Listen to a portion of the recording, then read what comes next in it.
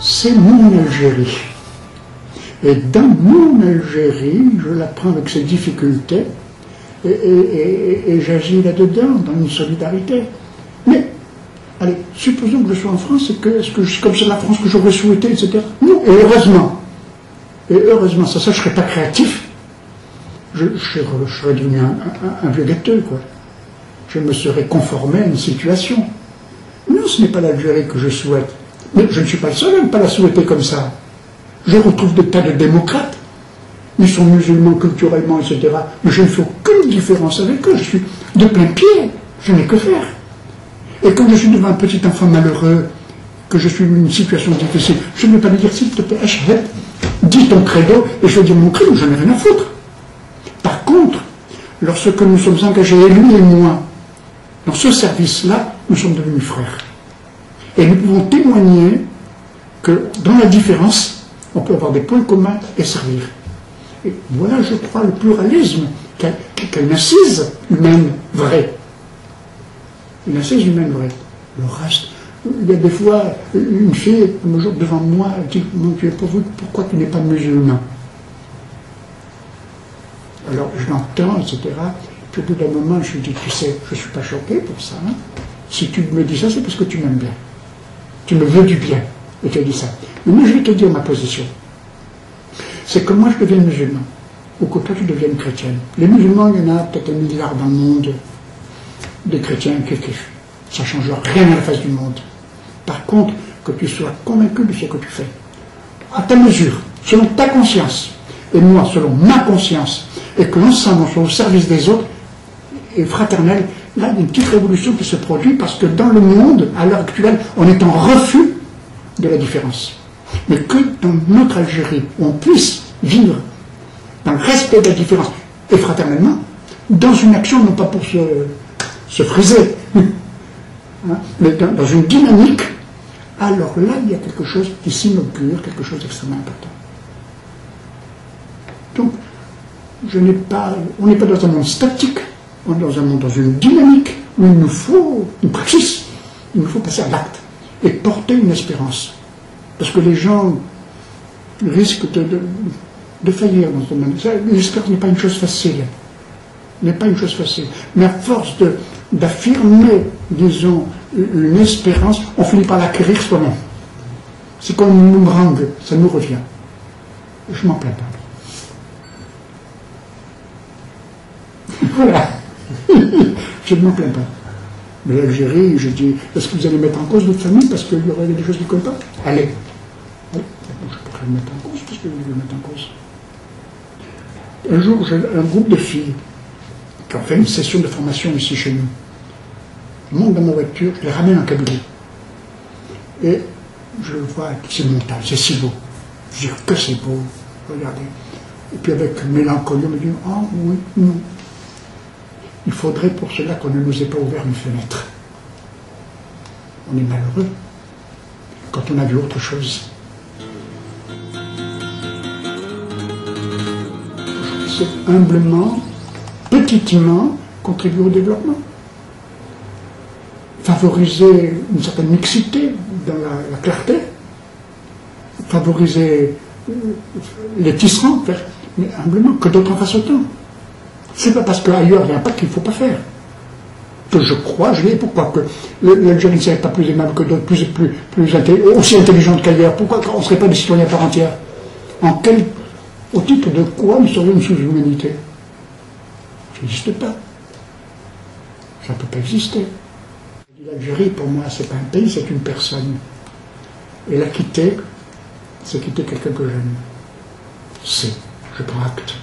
C'est que pour nous, pour qu'une idée nous monte à la tête, il faut la chauffer avec le cœur.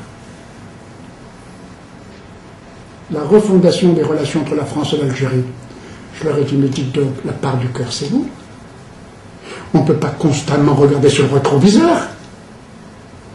Nous devons regarder devant nous. Il y a un monde qui continue. Mais il n'y a pas que des échanges financiers, de l'économie, de l'industrie, des balances financières. Il y a aussi la part de l'humain, la part du cœur. Mais vous Vous n'êtes jamais trop vieux pour participer à ça.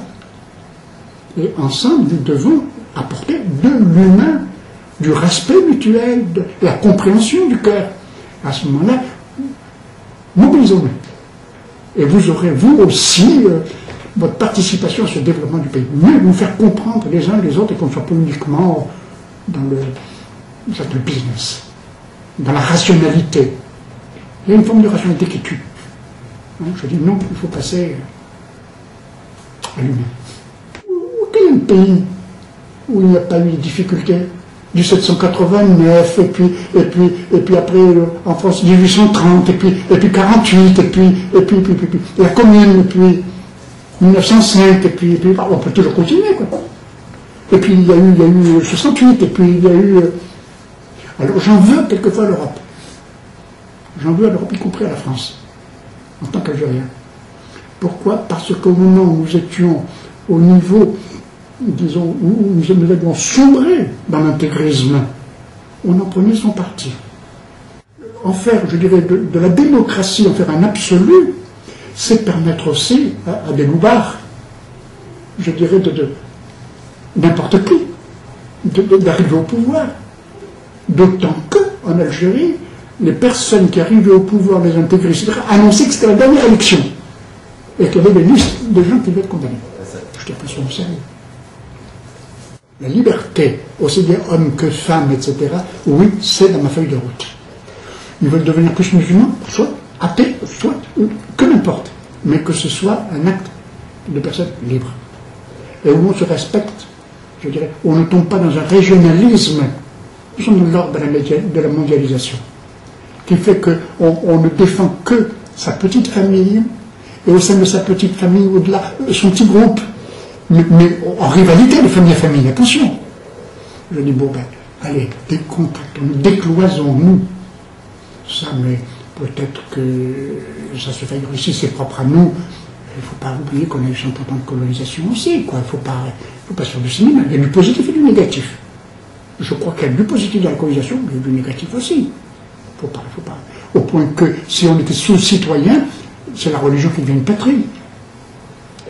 La terre, on me la prend. Qu'est-ce que je suis? Citoyen, je ne souhaite pas. Qu'est-ce que je suis? Il n'y a que le refuge de l'islam. Alors on dit les musulmans. Moi, je veux bien, mais enfin, c'est comme lorsqu'en France, on me dit il y a 4 ou 5 millions de musulmans. Je dis, et à quoi encore? Vous avez les manomètres? Moi, j'ai des tas de copains qui sont marxistes ou autre chose. Ben, foutez-leur la paix, n'englobons pas les... L'islam, d'abord, ça n'existe pas pour moi. Ce sont des personnes qui adhèrent ou qui n'adhèrent pas à quelque chose, mais ce sont des personnes. Des personnes. Et c'est dans ce sens-là que je vais vers les personnes. Et je me sens très à l'aise. On a des points communs. Il faut ne pas être dans cette sphère où on a des schémas. J'ai un copain qui est venu, un jeune avocat, qui m'a dit, je veux monter à Aix, etc., prolonger. Je dis, vraiment, maintenant, je me permets de te dire que l'Algérie a besoin de toi. Hein? Je te le rappelle. Mais si tu veux, va, tu es libre. Et il y est allé, et il est revenu. Et il est revenu. Hein? Mais je n'ai pas le droit de m'opposer. Par contre, aider une personne à réfléchir ses motivations, c'est mon devoir. C'est mon devoir.